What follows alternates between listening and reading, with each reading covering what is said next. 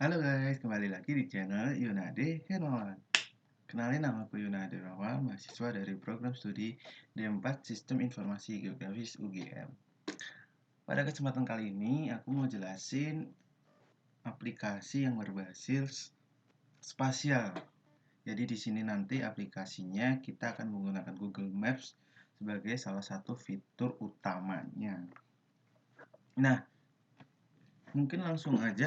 Jadi nanti konsep dari aplikasi ini adalah kita akan menggunakan Google Maps sebagai dasar dari fitur utama aplikasi ini. Terus kita akan menambahkan marker juga, dan kita juga akan berinteraksi sama POI yang tersedia pada Google Maps tersebut. Kalau kalian belum tahu, POI itu adalah point of interest, atau bisa dibilang itu adalah titik-titik atau objek yang ada di Google Map. Jadi nanti kan di Google Map ada tuh misal kayak universitas, sekolah, atau objek-objek fasilitas umum yang ada di uh, sebuah wilayah gitu ya. Nah itu nanti jadi point of interest atau POI di Google Maps. Nah yang pertama kita lakukan adalah saat membuka project, kita akan menggunakan template Google Map Activity.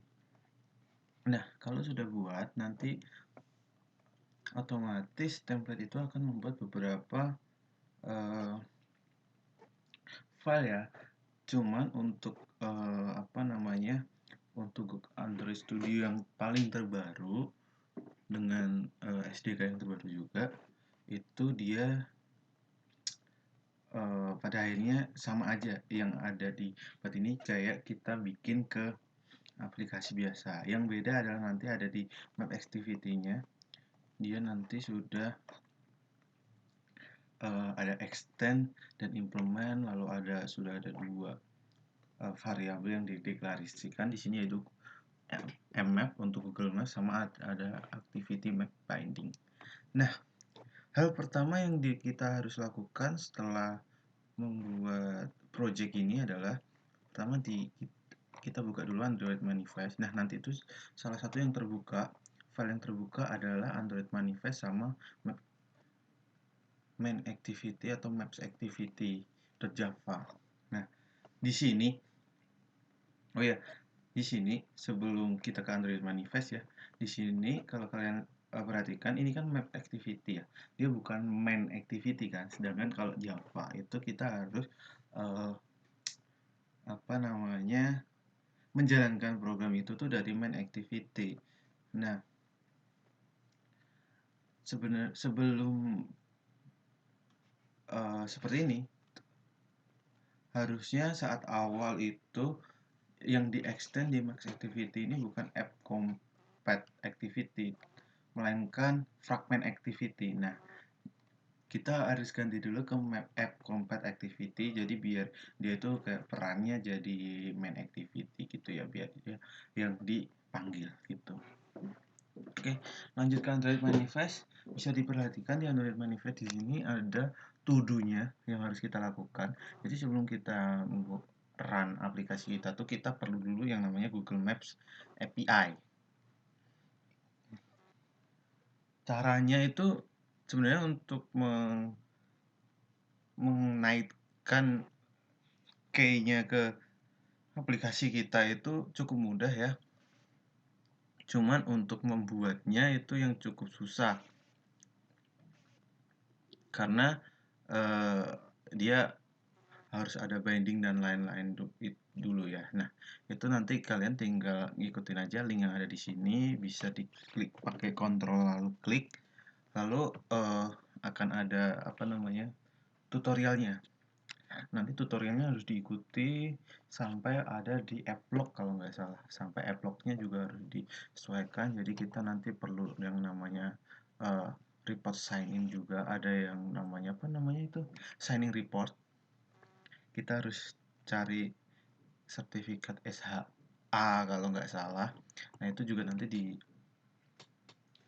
ditambahkan saat membuat Maps API. Kalau udah, kita bisa buka ke local properties. Nah, cara buka local properties ini gimana caranya? Yaitu kita ubah dulu di pojok kiri atas ini dari Android ke project. Nah, baru ke project kan ada local properties, dibuka, terus nanti tinggal buat seperti ini ya. Kita buat ada Maps API key, terus sama dengan key-nya apa gitu ya. Kalau udah kan nggak perlu ada tanda petik ya. Kalau udah di save terus dimasukin ke sini pakai seperti ini ya tulisannya ya. Jadi kita pakai dolar sama kurung kurawat dulu gitu. Oke, kalau udah mungkin tambah satu juga, ini ada usage permission-nya untuk access friend location. Terus selanjutnya kita ke layout. Kalau di layout kita nggak perlu diedit, cuman mau memperlihatkan aja kalau kita di sini menggunakan fragment ya. Nah, kita lanjut ke menu utama yaitu di Maps Activity. Pertama-tama yang harus diperhatikan adalah extend-nya, jangan lupa diganti dulu ke App Compact. Terus kalau udah,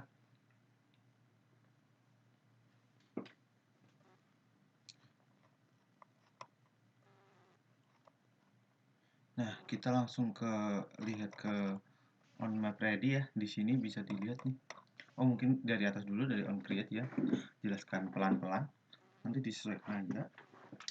Ya, yang pertama di sini kita initiate dulu bindingnya menggunakan activity map binding. Terus kita inflate dengan get layout inflator ya. Terus set content view-nya ke binding dengan ambil get root-nya. Terus kita di sini ingin mengambil support map fragmentnya dan mendapatkan notifikasi kalau mapnya sudah bisa digunakan. Jadi kita menggunakan support map fragment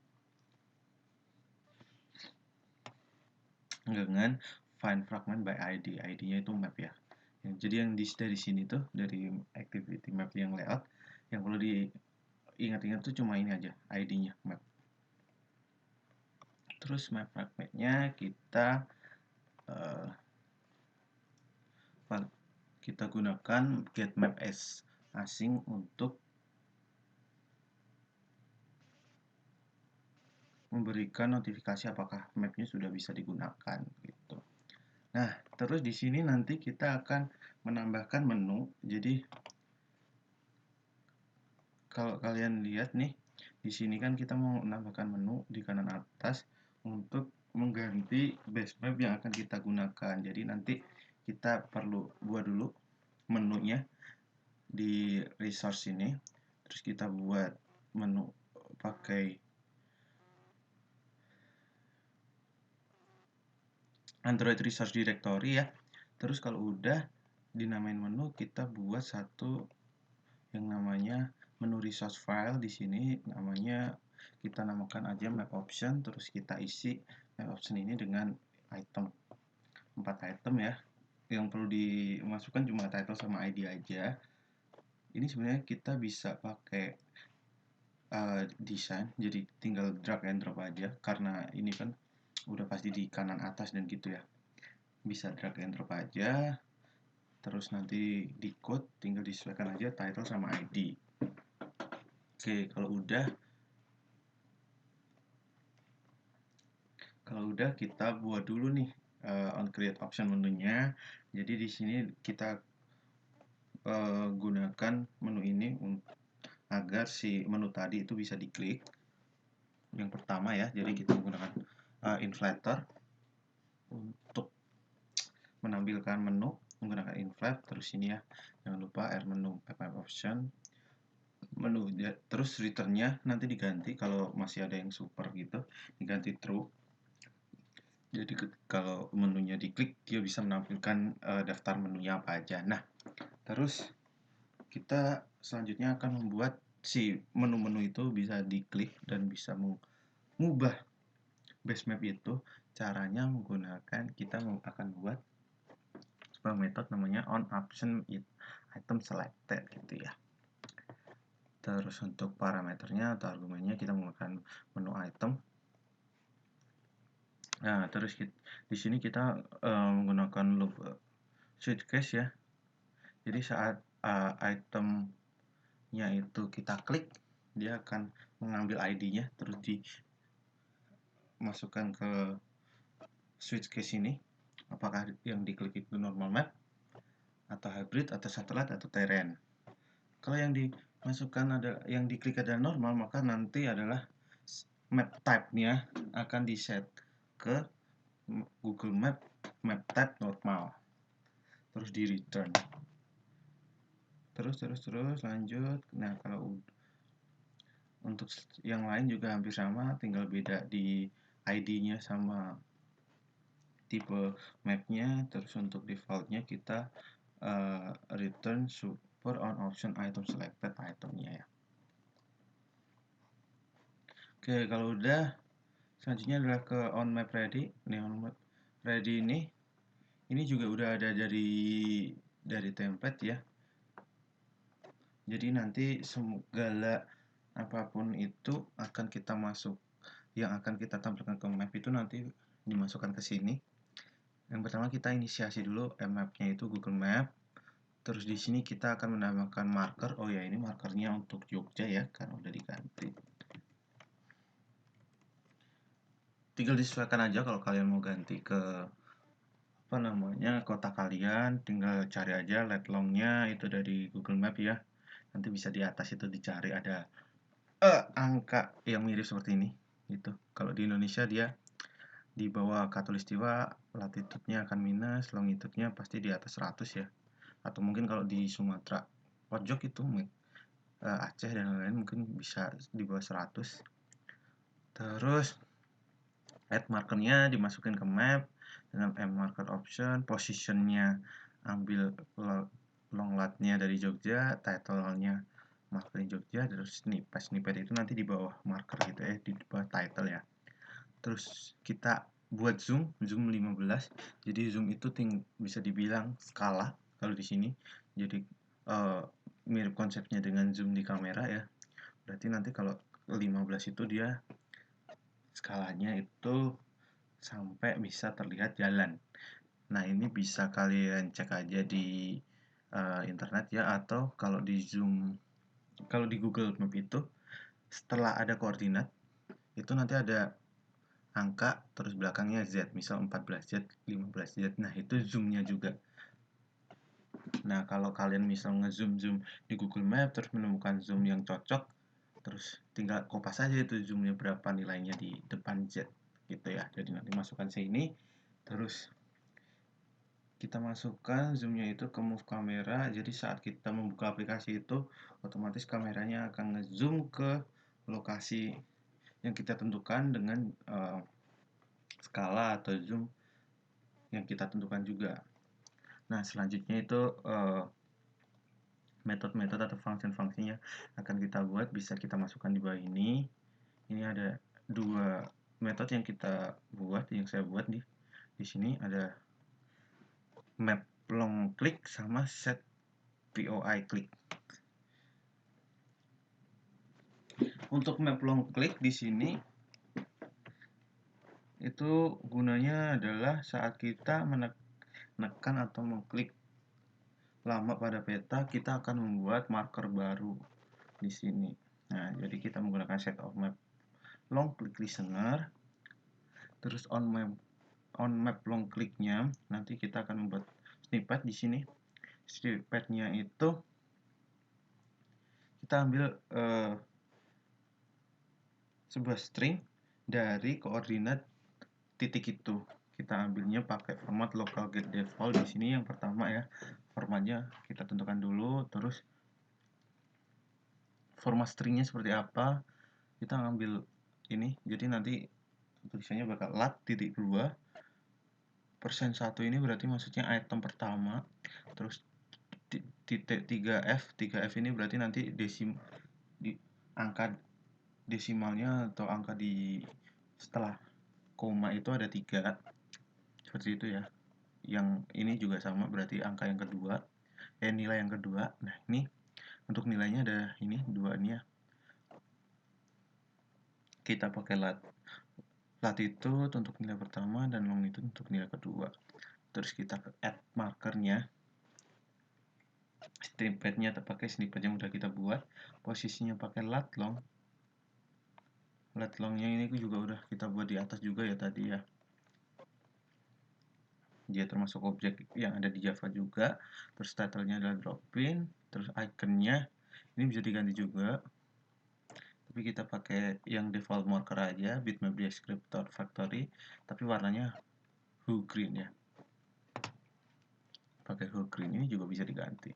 Terus untuk set POI click itu tuh nanti saat kita menekan klik pada POI yang ada itu akan memunculkan namanya. Nah, jadi kita pakai set on POI click listener. Terus saat diklik kita akan ada marker ini. Add marker dengan posisinya let long yang ada dari POI-nya, terus title-nya itu dari PO name, terus kita show info window-nya dari POI marker itu gitu ya. Nah, udah selesai ini, jadi kita langsung aja coba ya aplikasinya. Oke, nah saat dibuka aplikasinya dia akan seperti ini, dia otomatis akan zoom ke lokasi yang kita inginkan, yang sudah kita sesuaikan ke move kamera tadi ya. Ini kita bisa zoom. Oh, ini zoomnya. Ini zoomnya harus pakai kontrol tambahan ya. Cuman mungkin nanti kalau bisa dicoba sendiri ya. Jadi ini biar videonya nggak terlalu lama. Kita lanjut aja ke yang kedua, yaitu adalah pemilihan basemap. Contohnya ya, ini hybrid. Hybrid itu berarti dia image atau citra satelit plus data jalan atau ini vektornya ya dari map tadi, normal map ya. Satelit jadi cuma citra satelit aja tanpa ada informasi. Terrain itu dia ada ininya, apa namanya, informasi relief atau ketinggiannya, jadi bisa dilihat nih nanti kalau dia bergunung itu kelihatan juga konturnya atau reliefnya gitu ya. Kita kembali ke normal. Nah, ini kalau kita klik agak lama dia akan membuat titik baru nih. Nah, kalau diklik titiknya, dia kan kalau jadi titik itu otomatis dia akan menjadi POI. Nah, saat diklik maka dia akan berubah kayak gini. Ini kan tadi kita juga udah buat ya snippet sama markup sama title markernya. Ini drop-in, terus lat longnya juga sudah disesuaikan, jadi dia beda-beda juga karena core-nya beda ya. Terus kalau ini marker awal Jogja, snippetnya istimewa. Nah, kita coba ke POI nih. POI ini adalah titik-titik seperti ini, objek-objek yang udah ada di Google. Coba Pasar Pringajel, Taman Pintar Yogyakarta, McDonald lah. Cuman dia dikliknya ada icon baru ya. Nah, ini kita juga bisa diganti juga. Kalau nggak pakai add marker, mungkin markernya tidak akan muncul. Nah, segitu aja yang bisa aku sampaikan. Semoga bermanfaat. Sampai jumpa di lain kesempatan. Thank you.